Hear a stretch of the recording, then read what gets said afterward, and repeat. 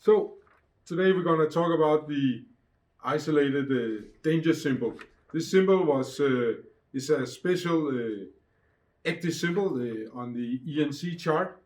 It is a symbol that will show you where there is a underwater danger, like a wreck or some rocks or something like that, which are on a depth that is less or equal to your safety contour. So I will try to show you on the active screen what happens. As you can see, I have now put the safety contour here. That's the safety contour, right? And now there's none of these symbols here.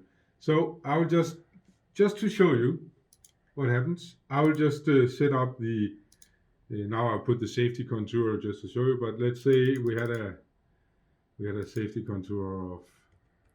Let's go down to. Let's say it was 15. Okay, and I'll just press save.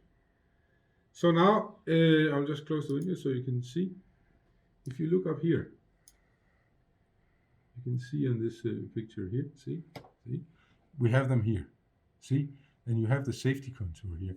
So out here you have a underwater danger, which is beyond your safety contour.